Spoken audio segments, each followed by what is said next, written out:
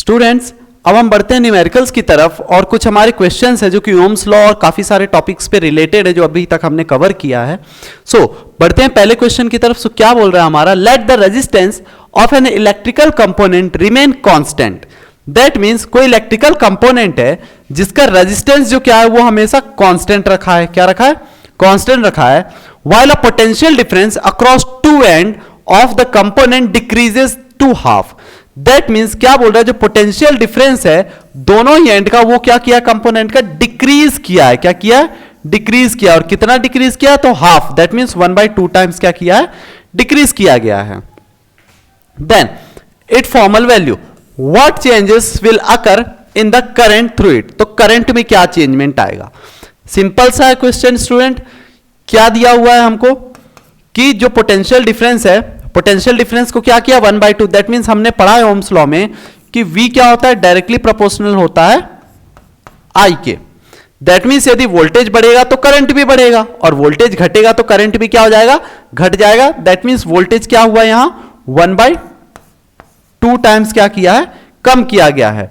तो करंट भी क्या हो जाएगा? ऑटोमेटिकली 1/2 टाइम्स क्या हो जाएगा? डिक्रीज हो जाएगा।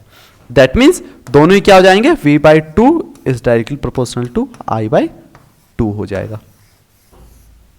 सिंपल है स्टूडेंट। वोल्टेज आधा हो गया तो करंट भी आधा हो गया। और यदि वोल्टेज बढ़ जाता 2 टाइम्स हो जाता, दैट मींस यदि 2V होता तो करंट भी क्या हो जाता? ऑटोमेटिकली 2I हो जाता। क्लियर है? लेकिन यहां पर क्या हुआ? डिक्रीज हुआ है 1/2 टाइम्स, तो करंट भी ऑटोमेटिकली डिक्रीज हो जाएगा।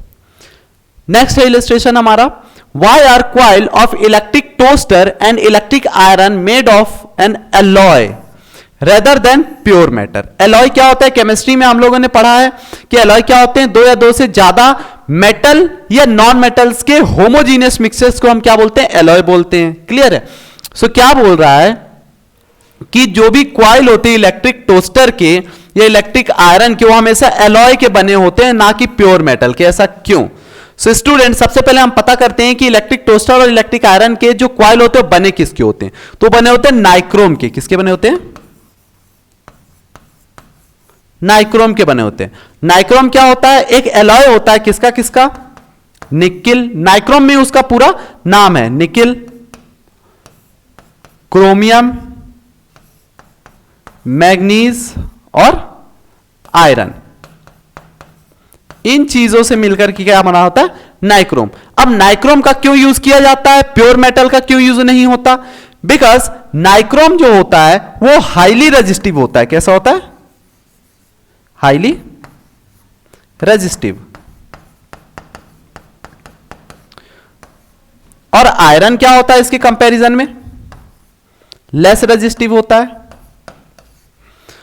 अब ये बताइए कि हाईली रेजिस्टिव और लेस रेजिस्टिव से मतलब क्या है? हम हाईली रेजिस्टिव लगा रहे हैं, लेस रेजिस्टिव क्यों नहीं? क्योंकि हम जानते हैं कि हाईली रेजिस्टिव में करंट क्या होगा? ज्यादा ड्रॉप होगा, क्योंकि रेजिस्टेंस बढ़ेगा तो करंट उतना ही कम हो जाएगा।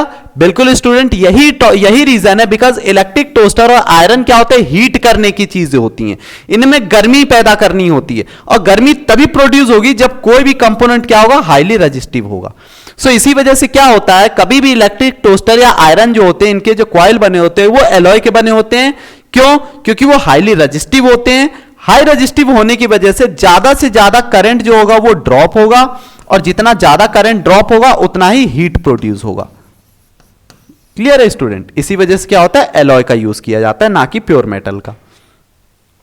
Next illustration, which among iron and mercury is better conductor. Iron और मर्क्यूरी में से कौन सा बेटर कंडक्टर होगा? बिल्कुल आयरन जो होगा क्या होगा हमारा? बेटर कंडक्टर होगा as comparison to the mercury. क्यों? क्योंकि आयरन जो होगा वो लेस रेजिस्टिव होगा और मर्क्यूरी हाईली रेजिस्टिव होता है। Then which material is the best conductor. कौन सा मटेरियल बेस्ट कंडक्टर माना जाता है? नॉर्मल सा आंसर स्टूडेंट, घरों में आप जो वायर यूज करते हैं वो किस चीज के होते हैं? कौन से मेटल के बने होते हैं? कौन से मटेरियल का होता है? दैट इज कॉपर का। एक और भी मटेरियल यूज किया जाता है इसके अलावा, दैट इज एल्यूमिनियम। कॉपर और एल्यूमिनियम को बेस्ट मटेरियल माना जाता है किसके लिए? कंडक्टर के लिए। क्लियर है स्टूडेंट? सो बेटर मटेरियल कौन से हैं कंडक्टर के लिए? एल्यूमिनियम और कॉपर। नेक्स्ट क्वेश्चन है आपका, अ bulb when cold has 1 ohm resistance. जब एक बल्ब है, बल्ब जब ठंडे कंडीशन में मतलब बंद है, तब उसका रेजिस्टेंस 1 ओम है। It draw a current of 0.3 ampere. Current कितना दिया हुआ है? 0.3 एम्पियर दिया हुआ है। When glowing from a source of 3 volt. कब? जब वो बल्ब ग्लो करती है 3 वोल्ट बैटरी के साथ। Calculate the resistance of the bulb. तो आपको रेजिस्टेंस कैलकुलेट करना है। गिवन क्या क्या है हमको? करंट गिवन है, दैट मींस आई गिवन है, क्या है हमारा? 0.3 एम्पियर। और क्या गिवन है हमारा? V गिवन है, वोल्टेज कितना है? 3 वोल्ट गिवन है हमारा। क्लियर है स्टूडेंट? कितना है? 3 वोल्ट है। देन हमें कैलकुलेट क्या करना है? R कैलकुलेट करना है, रेजिस्टेंस कैलकुलेट करना है स्टूडेंट। सो अब हम जानते हैं कि इसमें जर्नल फॉर्मूला क्या है हमारा? Ohm's law. Ohm's law that is V is equal to I R वाला। V is equal to I R, तो R इज इक्वल टू क्या हो जाएगा हमारा? R is equal to V upon I. अब इस R is equal to V upon I को solve करेंगे। यहां वोल्टेज कितना दिया हुआ है हमको? 3 वोल्ट। करंट कितना है? 0.3। जब आप इसे सॉल्व करेंगे तो R इज इक्वल टू कितना आ जाएगा? 10 ओम।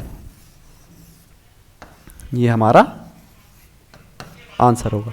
दैट मीन्स जब बल्ब ग्लो होगा तो ग्लो होने के बाद बल्ब का रेजिस्टेंस 1 ओम से बढ़ के कितना हो जाएगा?